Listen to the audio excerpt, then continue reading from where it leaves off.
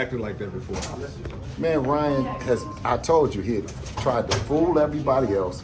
He's not a very good influencer, TikToker, activist, and all those things. He's a heck of a boxer. I expect him to come. Just like Oscar said, he's coming to try to spoil the night on April the 20th, but we're prepared.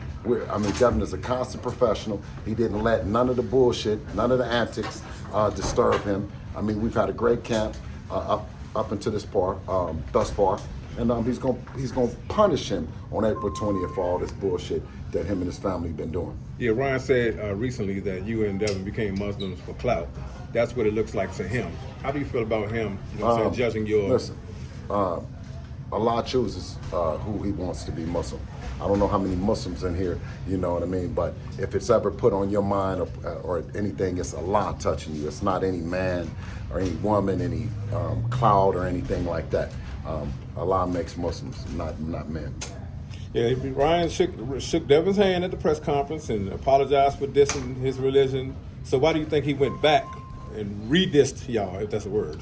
Because it's the best thing that he can do to try to get a real professional off of his game. Because when it comes to matching skill for skill, work ethic for work ethic, Ryan is a clown in comparison to Devin. We haven't took a break. He hasn't had any kind of breakdowns of any kind of sort. So what else could you resort to try to get him off his game, other than politics and religion?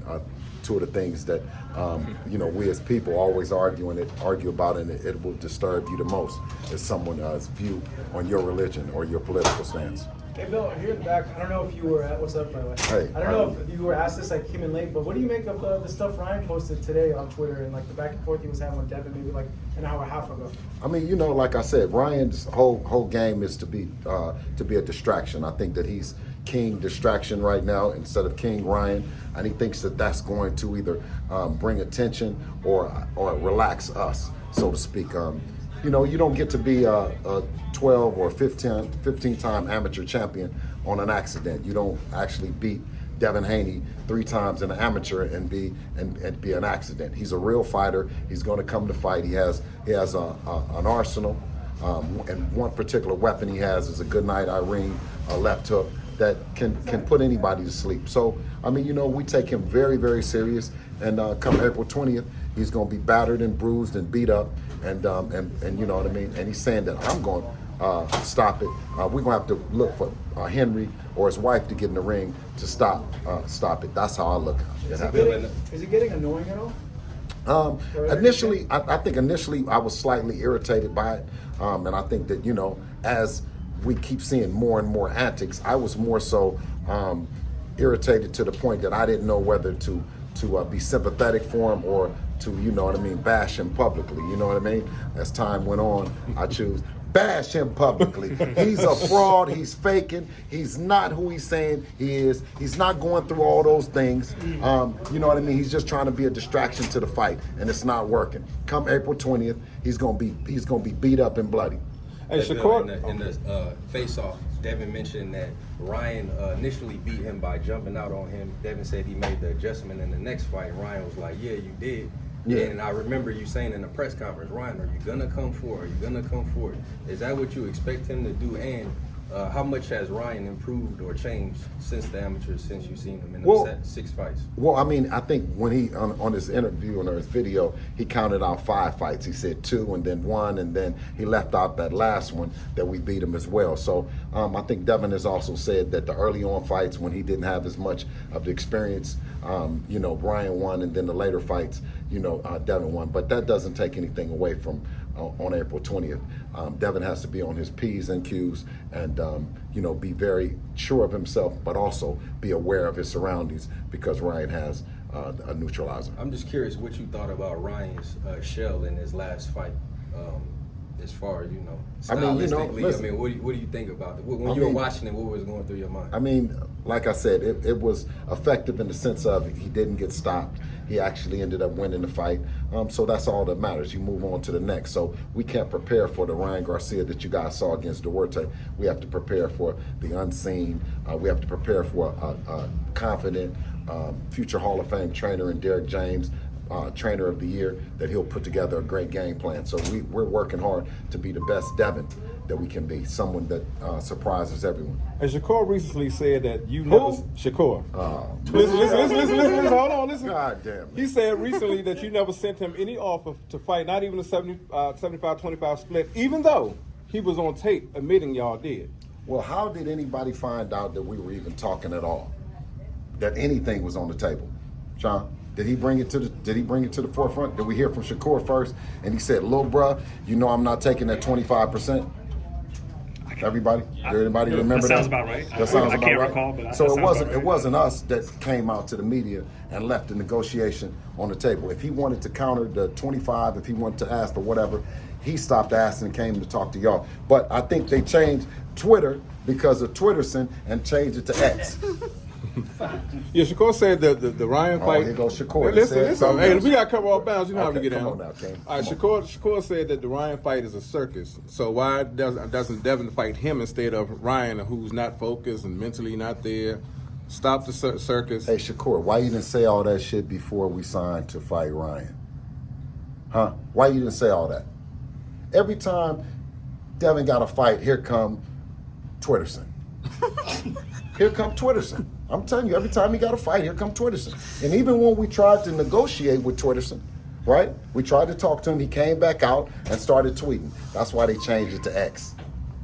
Broner's going to be fighting Blair Cobbs, it looks like, coming up. Just wanted to get your thoughts on that. Look like Blair Cobbs is trying to steal some food off our table. Right? Shout out to Blair Cobbs and Broner. Broner definitely deserves to be in the ring. He's only lost to Manny Pacquiao, so let's keep him in the sense of that he is a future Hall of Famer, and I hope the best for him. I hope that he can come out and be a Broner of old. So when we take care of Mr. Garcia, that he is an option.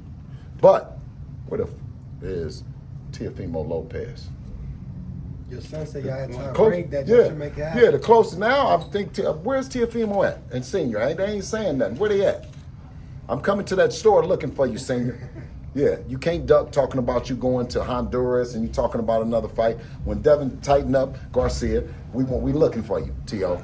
We're looking to unify. How does that like realistically go down? You talk to Bob and it happens later this year, or like how's that play out if it could really happen? You know, it can. What T.O. has to do is do the right thing. Come to the table. What happened to the meeting with Bob, T.O.? What's happening with the meeting with Bob?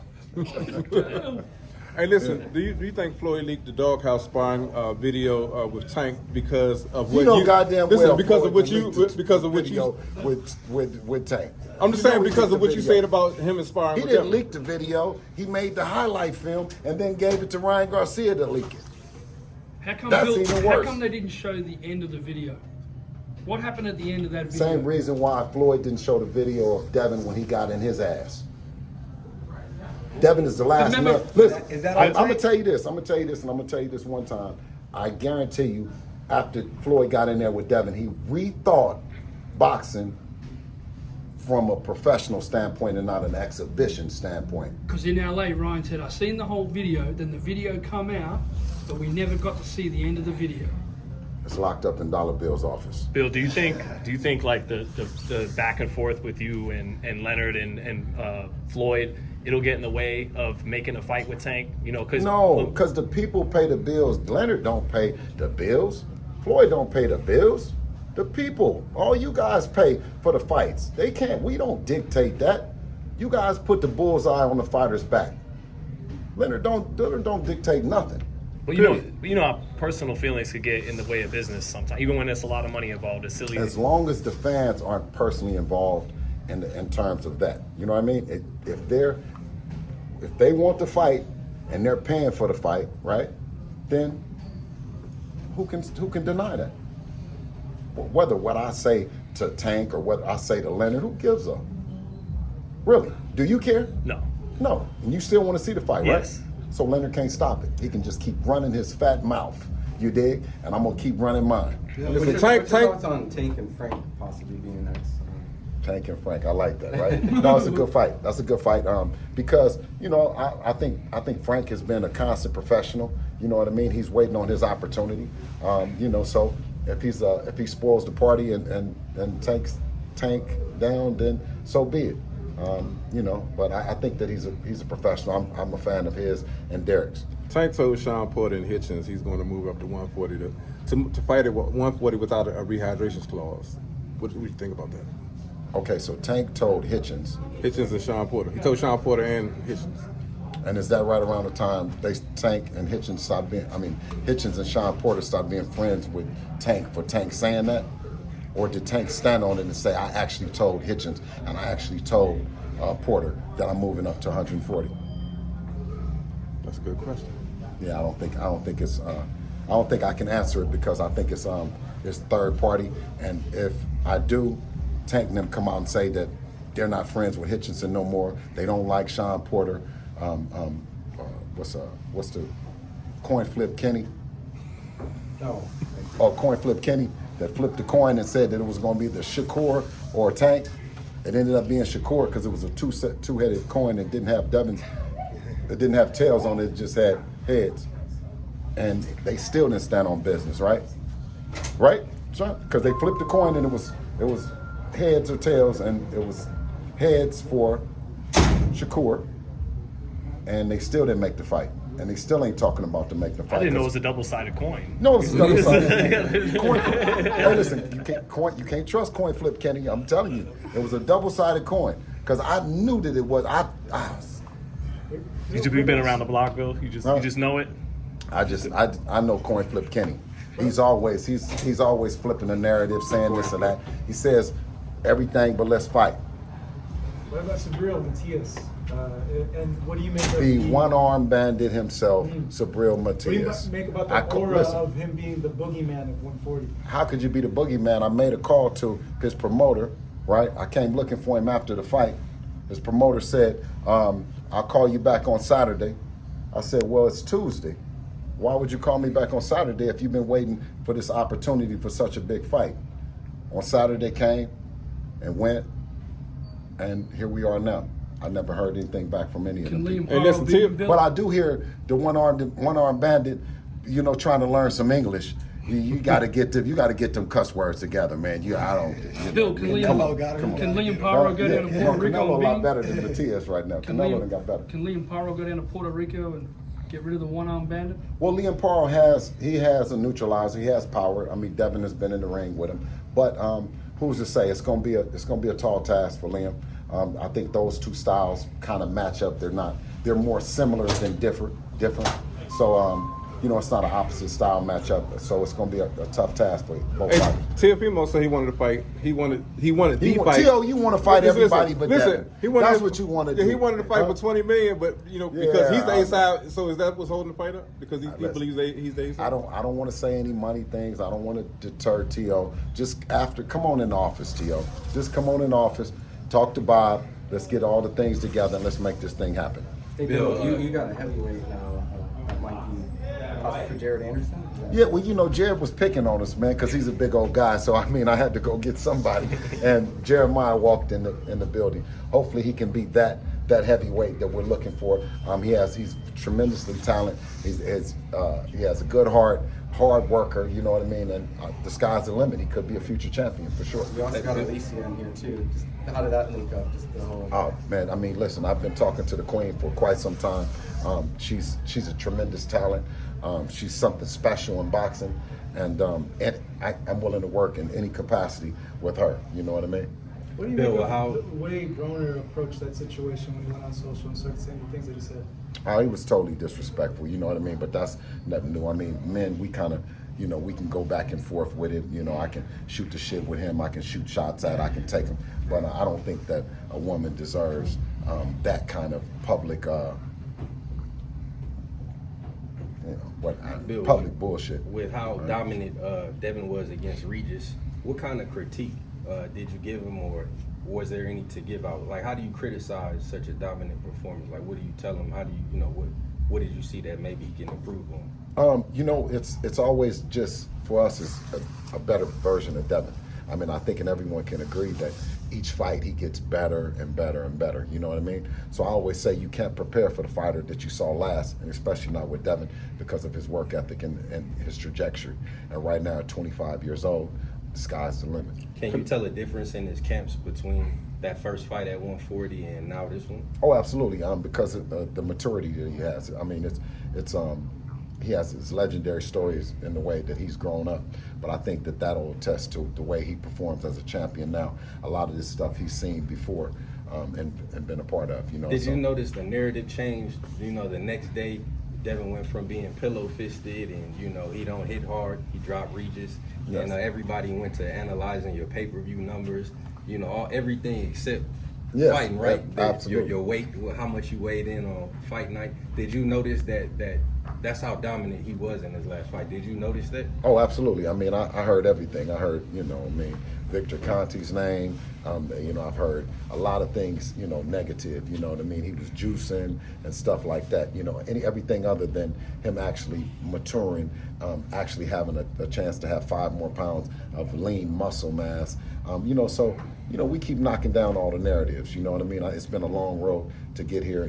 But it's been well worth it for sure. Canelo said if Ryan's 100%, then he thinks that he can beat Devin. Do you think that Devin is in a lose-lose situation because if he wins, people are going to say, just like Canelo, he's not 100%? I think Canelo needs to get in camp with him and help him and not just talk from a distance if he feels that way, because he's going to need Canelo's help for sure. What do you make of Should he have never left Canelo this weekend with Pitbull and Rolly? No, he has a great trainer in Derek James. But anytime that you have that much help, where you have Floyd, you have Canelo, you have Derek James. You know what I mean? You have a lot of guys that are supporting Ryan Garcia privately and publicly. You know what I mean? And I always tell them, come out the bushes. We know who you are. Pitbull and Rolly, how do you see it? I see the Chihuahua winning. The Chihuahua, how so?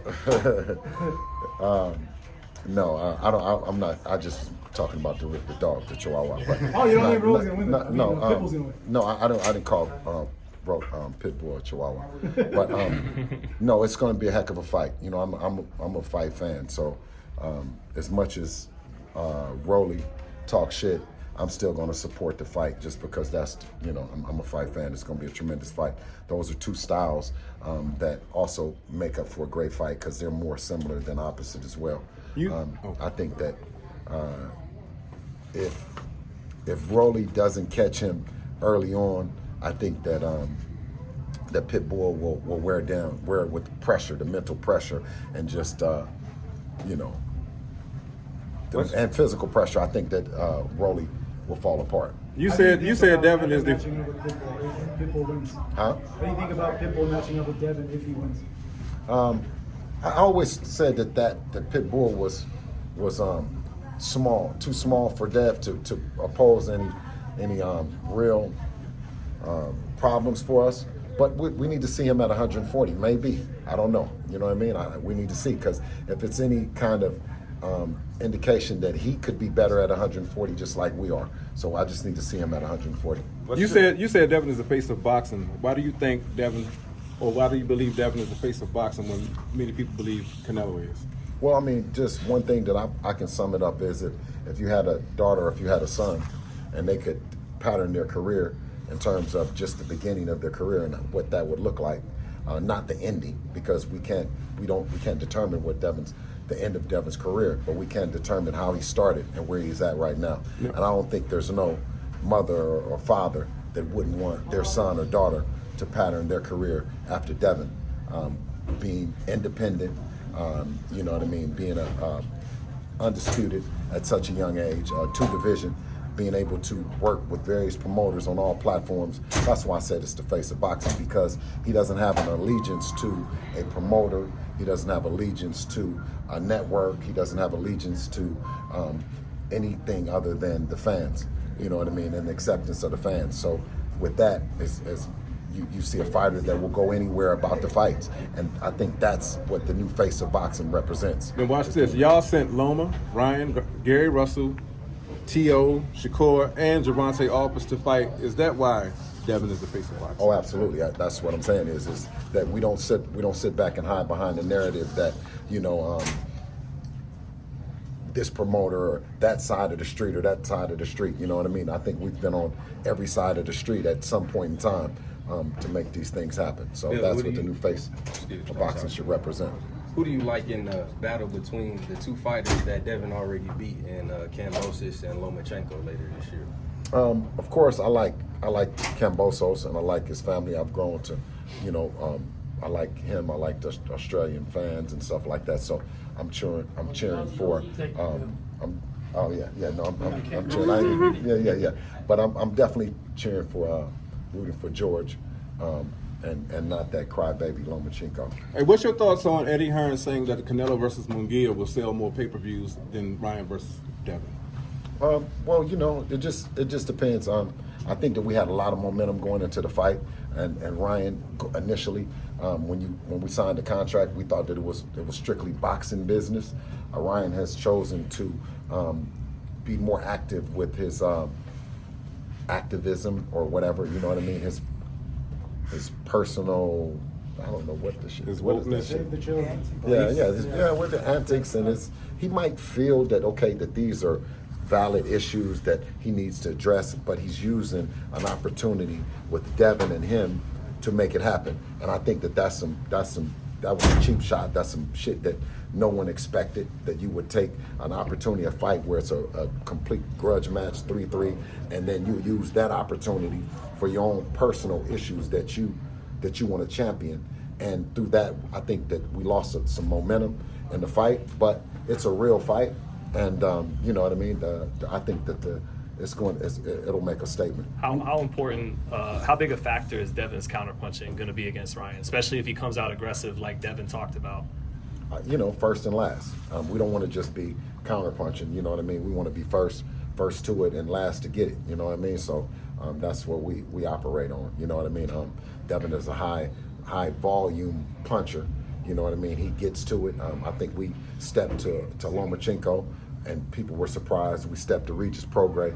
People were surprised. And we're stepping to you, Ryan Garcia. You know, and I don't think nobody gonna be surprised, because I'm telling you, we coming for you. Do you think? What's your favorite scripture in the Quran? My favorite scripture in the Quran? I would have to say favorite.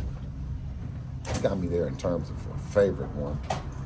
I think that the one that's near and dear to me is the story where no one wanted to give a gentleman his shahada, and he had been accused of a lot of murders and a lot of stuff, and no one wanted to give him his shahada because they thought that Allah would not accept him into paradise. But it was different, because someone did give him the shahada, and they said that Allah accepted him into paradise. So it gives me the belief that you can really, you can change your life through God. Do you think that Devin versus Ryan will sell more pay-per-views than Tank versus Frank Martin?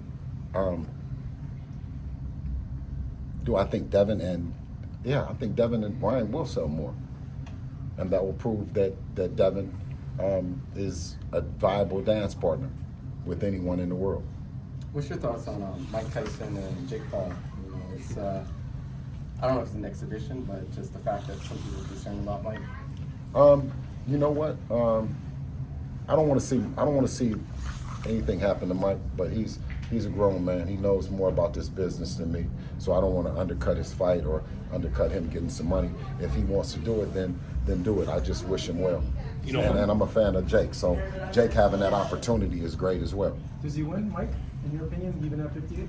Of course. When you listen, it's hard to go against a skill set like that, against Jake, who's quite inexperienced in comparison to the experience that Mike has.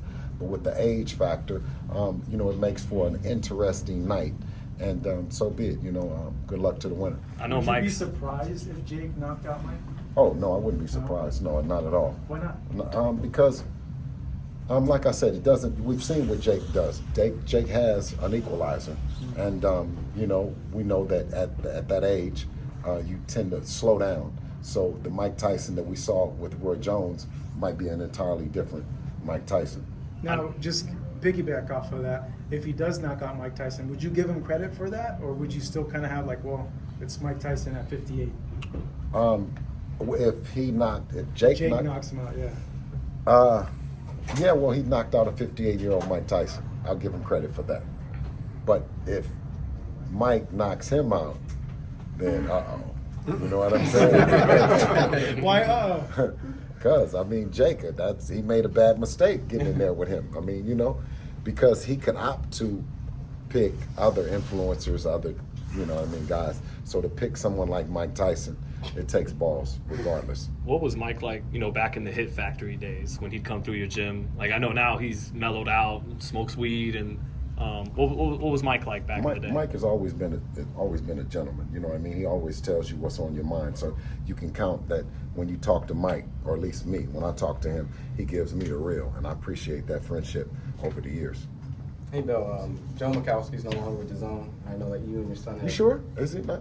I thought he is with them in just another capacity. Oh, maybe you can educate me, because I guess what I was going to ask. Like, I saw that maybe he stepped down, or he departed. You put something parted like, ways. Parted ways. So Oh, he is, really? he is. Okay. So just your initial reaction to the idea, because I know that Joe, you, and Devin had a great relationship when DAZN was established. So. Oh, yeah. Well, you know, I wish Joe the best in his next business venture, whatever that might be. You know, but there's, you know, we work with whoever, you know what I'm saying? And maybe Joe is on his way to Golden Boy. I don't know. Bill, have you ever had a conversation with Al personally about No. making the Tank fight? No, I haven't had a conversation with Al about Devin, or I've had a conversation with him about Tank. No, not at all. You think that would get it across the line? Seems like, you know, Leonard and Floyd might be in the way, but Al might be the one to get it across. I don't know. Have you talked to him? No. So you never talked to Al? That's the one with the like- business. They say, you know, everything goes through Al or Well, whatever. they say if Al wants you, he gonna get you. So if he wants to make it happen, I'm sure that Al would have made it happen if that's what he wants to do. I think it's ultimately up to Gervonta Davis as being a boss, right, and saying, okay, Al, you know, this is what I want to do. And I'm sure Al is going to oblige him. He wouldn't hold him back from a legacy to find an opportunity. You never Yeah, talked you to did. Al? Like, even when you were at Showtime, a little with the Showbox, there was never a conversation with you? No, we dealt with Stephen and Gordon Hall. Bill, you get a lot of fathers that reach out to you inspired by, you know, you and Devin's success. What kind of, you know, things do you tell, or what message do you have for the fathers and the sons that's grinding, the parents, the partners? What's your message to them, or what do they say to you? Like, can you share Oh, some of absolutely. that? Listen, when God gives you a vision, you know what I mean, you have to have faith and you have to stand on it, you know what I mean? And you can't listen to anyone else coming to tell you that you can't do it, you know? I had a vision, God gave me a vision that I could support and get behind Devin, that he was going to be who he is right now, and I didn't listen to any of the big three or big four promoters or anyone saying that you have to go their route or you have to do things their way. We did it our way, and I'm happy that the way things turned out. Have you heard people call you the LeVar Ball of boxing? I like LeVar. I like any man that has stuck in there and with their kids. You know what I mean? Like whether they're basketball players, boxers, or everyday people. You know, it takes some guts, and it takes being a real man to stay in the home.